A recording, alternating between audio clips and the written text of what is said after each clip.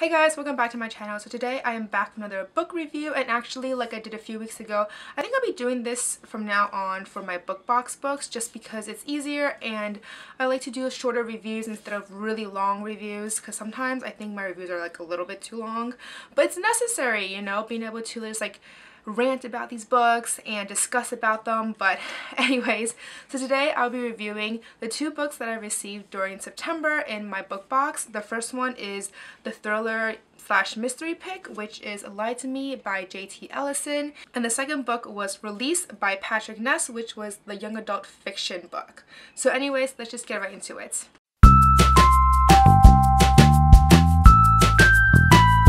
So let's start off with Release by Patrick Ness, mainly because I have less things to say about this book. So let's just get right into it. So as always, I'll be starting off with a non-spoiler / summary of this book. So the book essentially follows the story of Adam, who comes from a very deeply religious family. His father is a preacher, and he's struggling with his faith as well as with his family due to the fact that he is gay. He's also struggling with his sleazy boss, who's always trying to cop a feel, and eventually gives him this ultimatum. Either he shows how much he really wants his job by, you know, or he walks. And by he, I mean Adam, not the boss. He's also dealing with his past unrequited love, Enzo, who is now his ex, as well as figuring out if he truly loves his new boyfriend, Linus. And also, this entire book follows just one day. So on this fateful day, he is struggling with so many things. His memories and his heartaches all come together mainly because his ex, Enzo, is moving away, and Angela, his best friend and actually probably his only friend, is also moving away. And at the same time, between each of Adam's story, there's also the ghost's story, who's actually the ghost of a previous student called Catherine Van Leeuwen, and who's actually murdered the previous week. And she just woke up and she has this supernatural guard, which is a fawn. And as the day goes on, the ghost, aka Catherine, starts to remember her identity, her past identity when she was alive, as well as trying to figure out what happened and how did she die. And as the book continues, the ghosty world and the real world, the lines between those two worlds start to blur, and the lives of Adam, as well as the ghost, aka Catherine, and technically her afterlife, gets connected. So that's essentially what this book is about. Honestly, for me, I did not like this book, mainly because I found it incredibly confusing. I would say that this was probably one of the most confusing books I've ever read. I really don't understand the purpose of Adam's story as well as Catherine's story, and as to why they are interlocked like this.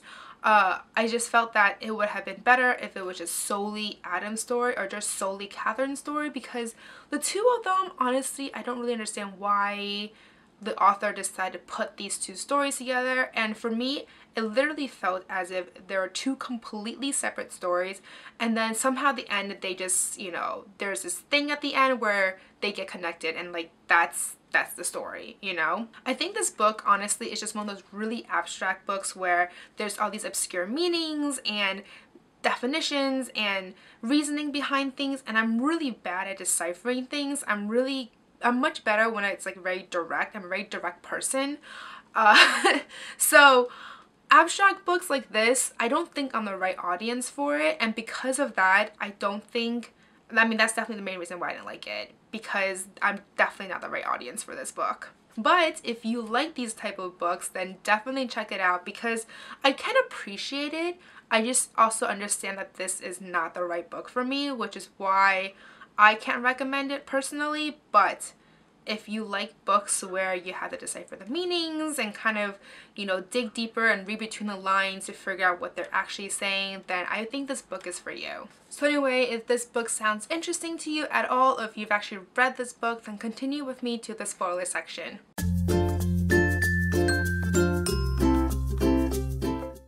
So there's actually one point that I can actually say that I relate to a lot, and the one part that I found most interesting was the fact that Adam comes from a deeply religious family. His father is a preacher, and mine is as well.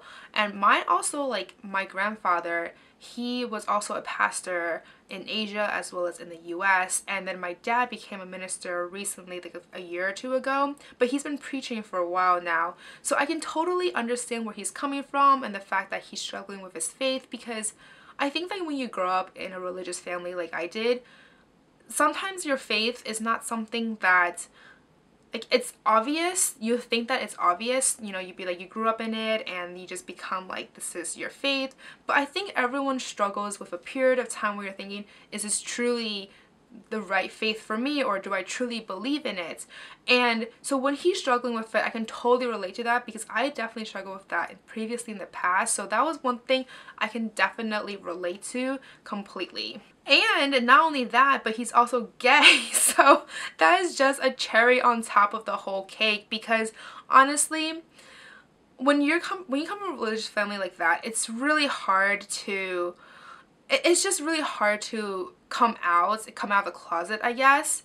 So I can definitely I mean, I can't relate to him with that, obviously, because I'm not gay, but I can definitely empathize with him as to why he's struggling so much with it. I would also say that this book is actually really great for discussions, mainly because it focuses on so many key topics, such as, you know, sexual harassment, which, I mean, it's kind of important, especially these days. It also focuses on religion, issues with your siblings / family, love, as well as forgiveness, which is on different sides for Adam and Catherine. Adam was more of an emotional forgiveness, and for Catherine it's more of a physical forgiveness. So there are definitely a lot of things you can discuss through in this book because of all these key topics. And honestly, out of all the characters, I would say I like Linus the best, just because he's so thoughtful, you know? Like, he's always thinking for Adam and trying to do his best for him.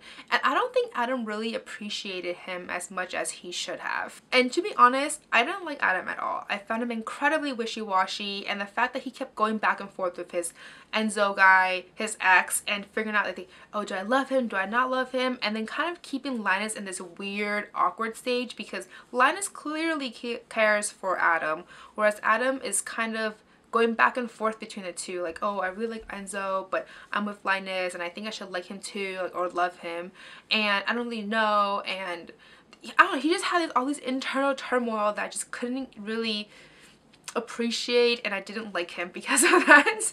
And as I already stated, I did not like this book at all. I found it incredibly confusing. Honestly, the most confusing part to me was Catherine's side of the story. I don't really understand her side at all. There are a lot of things that are unanswered, such as, why is she called this queen? Why does she have this supernatural fawn creature following her? What is the meaning of this? Why is she even there? There's so many questions there that are not answered at all in this book. So I think it would have just been better if the author had just simply stuck to Adam's story, because Adam's story seems to be, well, you know, more put together. He seems to have like a beginning, a middle, and the end, whereas Catherine, like the ghost, okay, she does have a beginning, she does have an end, and she technically has a middle too, because it's like her journey to finding out who killed her and whatever. But the beginning part was a bit vague, such as, where did she come from? How did this happen? Why is this possible? Like, what's going on here? A lot of these questions are not answered, and because these questions are not answered, I couldn't really follow the flow of her story as well. And honestly, this book is so strange because it's completely set in realistic fiction. Everything is very, like, down to earth, like, set in reality, and then all of a sudden there's like this supernatural element to it that just appears out of nowhere, I think, and it just continues with it. So it just seems like I was reading two separate books. One was this realistic fiction and the other one was like a supernatural fiction, which for me, like, I just don't like it. It does not compute in my head. So ultimately, at the end, as I already stated previously, I found it very, very abstract. And now that I'm thinking about it, I think the only connection between the two was how they both found their release at the end. And that's just because they both figured things out. Adam figured whether or not he really loves Linus, he figured out how to deal with his family, or like what the next steps are. And Catherine kind of just finds forgiveness and moves on with her afterlife, and that was it. Like, that was literally the only connection between the two. So literally how I would describe this book would be two separate stories that somehow gets connected at the end, only because they both figure things out. So overall, definitely not my favorite book at all. I would consider this more of like a literary fiction, I guess, because it's more abstract as opposed to the books I usually like to read. So I'm definitely not the right audience for it, not the right target market. So this book is not for me. But if you like this type of books, then let me know in the comments below, because I'm really curious to see if anyone else liked this book. And honestly, I'm a little surprised because I've heard Patrick Ness's books are really good, but now that I've read this one, I don't think he writes books that are my genre. perhaps, or I'm just not the right audience for it. But if you have any recommendations from another of his book, let me know in the comments below, because I do want to give his books another try because I've heard really good things about him, and I think this book was just not the right book for me. Okay, so just moving on to the second book of this video, which is Lied to Me by J.T. Ellison. I actually have a lot to say for this book, so let's just get right into it. So as always, I'll be starting off the summary / non-spoiler section of this review. So one morning, Ethan wakes up and he finds Sutton, his wife, missing. At first, he doesn't really think too much about it. He thinks maybe she just went out for a run or just went out for a second to grab something, run an errand, etc. Doesn't really think too much about it until he sees a note from her telling him that she has left and to not look for her. And at first, he doesn't panic. He's thinking, all right, you know, I'll give her a few hours to just chill. Like, I don't know what's going on, but maybe she'll come back in a few hours. So he doesn't panic in the beginning. But then hours pass and he still has not heard from her. So he's starting to panic. He starts to call all of her friends, Ivy, Rachel, Ellen, and Philly, which are her closest friends. And no one has heard a word from her for a few days at least. And he also gets in contact with her mother, who also tells him that, no, she has not contacted me for a few days. And throughout the book, there are flashbacks of certain incidences that kind of gives you clues as to what Sutton and Ethan's marriage is really like and to why she might have left. One very real possibility was the baby. And this is not a spoiler because it's actually known right off the bat, and it's also in the flap of the book. And it's the fact that Ethan clearly basically forced this baby onto Sutton, and Sutton clearly does not want this baby. And at some point you realize, also in the really early beginning of the book, that the baby has now died, and this has now led to a major crack in the marriage. Also, as just like a background, Ethan and Sutton are both authors. They're both well-known authors in their own rights. They actually belong in the same company / publishing house, and Sutton writes historical romances, whereas Ethan writes real books. It's never really discussed as to what kind of books he writes. It's just that his books are real works of art or like real literary fiction, as opposed to Sutton with her historical romances. And another tension is the fact that out of the two, Ethan was always the more popular one. He was always the one going on tours, etc. But however, for some time now, Ethan has a writer's block, and now Sutton is actually the breadwinner of the house. And because of this has led to extra tension in the house, because Ethan feels like he's letting himself down, letting Sutton down with the fact that he's not writing, he's not making any money, and he's basically just relying on her income solely. So now that I have the backstory out of the way, because I kind of feel like I had to mention those few points, so after he called her friends, and her friends have not heard from her, her mother have not heard from her, he decides to contact the police because this is obviously the right choice to make. And a close friend of his is actually a lawyer who advises to go with him, because everyone knows that when a spouse goes missing, the first suspect is this other spouse. So in this case, it will be Ethan. So his lawyer friend's like, you need me because they're going to suspect you and you need legal advice. And anyway, so as the story continues, more and more clues are revealed, but at the same time, a contradicting clue is always revealed at the same time or like shortly after, and the police are becoming more and more baffled. And soon there seems to be a very, very clear picture that Ethan clearly did something sinister to Sutton, but at the same time, this story seems a little bit too perfect. So that's essentially what this book is about. Honestly, I really, really like this book. I thought this book had a ton of plot twists that I really enjoyed. There were just so many subtle clues that if you quickly skimmed over it, you could have missed it, and then you would have missed a larger picture. I also love the fact that the story felt like peeling an onion. I kept peeling layers after layers, and then more layers would be underneath it because each layer revealed something different, and there are just so many clues and layers in this book that you really have to just keep on reading to find out what's going on. And while I enjoy the ending was really well put together, I did think that it was a bit cheesy at the end as to how everything wrapped up, but that's just my opinion. But I definitely enjoyed going along for the ride and figuring everything out as everything was revealed one by one. And honestly, if there's one negative thing I would say about this book was the fact that I felt that the organization was a little bit messy. I felt that some of the flashbacks and the Fen chapters, which is also a flashback as well, like a flashback chapter, was a little overdone, and there were also some POVs in there that felt kind of random, but at the same time, once you get to the end, in retrospect, you realize that they're all vital, important details. But during the book, I just felt that the way how the author organized it was a bit messy in that regard. So anyways, if this book sounds interesting or if you've read this book already, then continue on with me to the spoiler section.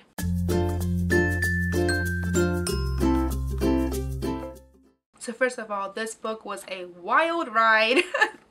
I think that there were a lot of conclusions that the author could have gone with, and at the end the author still surprised me because I did not expect this ending at all. But before I go into the ending, let's just talk about everything else. Okay, first and foremost, the baby. Okay, so obviously I knew from the beginning that, you know, the baby is dead and that Sutton did not want this baby and somehow Ethan had forced his baby onto her, but I didn't know the details of it. And it wasn't revealed until about like a quarter of the way of the book into it. A quarter of the book, that's when it was revealed, and you realize that Sutton had actually switched out Sutton's birth control pills with sugar pills, and that's how she ended up pregnant. I just thought that the whole idea behind this was so unethical. Like, how can you do that? You know, like, clearly this is a woman who does not want to get pregnant. This is her body, and the fact that you switched out her birth control pills that she takes religiously because she knows that she doesn't want to get pregnant, which you find out later as to why. At this point, like, I just took it as such that, okay, she doesn't want to get pregnant because some people just are like that. They're not ready to have kids. They don't want to have kids. They're not the mother type of person. I totally get that. So the fact that Ethan just did that behind her back, for me, I was just like, wow, like how could you do that? So I can totally understand Sutton's anger towards him because how dare he do that? Not to mention, like, he mentioned this to her after she got pregnant and after she had the baby. So at this point, like, she can't really do anything about it. And as for the baby's death, I was really hoping that it was just SIDS, which is sudden infant death syndrome, and the fact that this was actually a murder and as to who actually killed the baby was like a side plot too. Like, I feel like this book had a lot of side plots. There's like this major plot, which is where is Sutton and did Ethan kill his wife? So that's like the major plot, but then there's so many like subplots beneath it that you really have to figure out what's going on, and one of the major ones was who killed this child. And obviously in the beginning you just realize, well, like, you're under the impression that it was Sis, which is, you know, no one's fault. It's an accident. Like, this is not something anyone can control. But then as like the story continues, it's slowly revealed that this might not be an accident and that this might have actually been a murder. And then that whole side plot was so intense as well. And then when it was revealed as to who killed the baby, I was just like, wow, how could she have killed an innocent baby like that? Like, literally in cold blood. Like, how? I just don't understand. Like, she's clearly psycho, by the way, and I'm not gonna say who she is until after I like finish discussing the rest of what I want to say. So as I was saying with like the whole side plot thing, another major side plot was the whole online stalker slash like bad reviewer, like online bad reviewer. That was another major side plot as well. And the whole purpose of that side plot was kind of giving you the backstory as to why Sutton reacted the way she did and how it kind of led her to this choice, like how she basically ran away. And nowadays with the whole online thing like Facebook, Instagram, Twitter, etc., everything is public these days for the most part. Obviously you can make your settings private, but for most of us it's public to some degree. And like for me as a small YouTuber, I have also gotten my share of like negative comments, and by my share I mean like a few because I'm a small YouTuber. But imagine if someone was, you know, like a well-known author or like a famous actress or whatever. Imagine all the backlash he or she can get on a regular basis. So I can totally understand why Sutton reacted negatively when someone gave her a really, really bad review. But I also liked how this subplot played a major role into the major plot as to, okay, so in the beginning when this whole situation went down, Sutton was like, no, it wasn't me, like my account got hacked, like this, none of the comments after that was from me, you know. But no one believed her because they're thinking that she's just doing a, you know, she's doing a cop out, you know. She's like, okay, I did all this but I kind of regret doing this, so I'm gonna pretend that's not me. So everyone just did not believe her. Plus there were also rumors that it was a publicity stunt, so with that, like, no one believed her that this might have been caused by a third-party member. And then the third part that I also really want to mention was the fact that the person behind this whole thing ended up playing a major role in like the major plot, which is crazy to think about. And so honestly, like I would say, this book had a lot of layers, and some layers were relevant and some were not relevant. For example, the whole reviewer person, like the Connor Wild guy behind the whole situation, he was very relevant.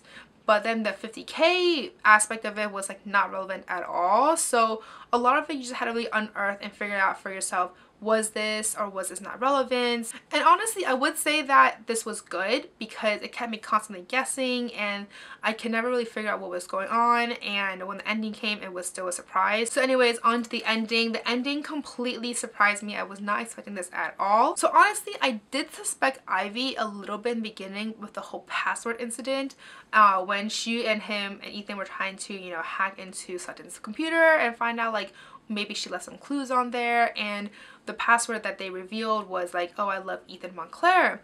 But then when the police took hold of like her computer later, this password was somehow changed to Ethan killed our baby. And when that occurred, I was just like, wait, that's really weird, because Ivy was the only other person other than Ethan that, you know, had access to this password, or like knew this password. So that that scene gave me like had me suspect her a lot. So I guess I would say that I'm not surprised that the suspect was her. I'm more surprised of her identity and the fact that she was Sutton's daughter. Oh my goodness, that completely threw off, because that was like a curveball when Sutton's past was revealed, like how she had that how she got pregnant when she was 13. Can you imagine being 13 and pregnant? And she had her baby in a juvenile detention center. And the fact that like this baby ended up being Ivy, I was just like, whoa. Because first of all, like I thought Ivy was the same age as Sutton. So the fact that Sutton ended up being like 13 years older than her, like completely threw me off. I never would have suspected that at all. But it turns out that Ivy just appeared a lot older, but she was actually a lot younger. She was like in her mid-20s or something. But like that whole identity thing just like it was like a curveball. Like it was like the author was just like, here you go, you know, like this is like very like, okay, did Ethan kill her or not? And then all of a sudden like, oh, actually it was Sutton's baby from the past. Like, what? So that ending like really threw me off completely. But then at like the really end, like literally the last like 2 pages, it was revealed that Ivy was not her daughter, at which point I'm just like, wait, what? And then when that was revealed and Holly asked Sutton like, oh, do you want to know the real name and like your identity of your daughter? And she's like, oh no, like I just want to make sure I just want to know she had a good life. And the police was, Holly was like, yeah, like she did, or she is living a good life. And then it was revealed like literally the last like paragraph that apparently Sutton had knowledge of her daughter, has a picture of her and everything, at which point I'm just like, I'm super confused now. Like the ending just like huge cliffhanger, because so many questions now, like, okay, does Sutton know about this daughter before or after the whole Ivy incident? And if that was the case, did Sutton know that Ivy was not her daughter when Ivy was going around like basically saying that she was? So like for me, I was just like, wow, like so many questions that are left unanswered here. I don't understand anymore.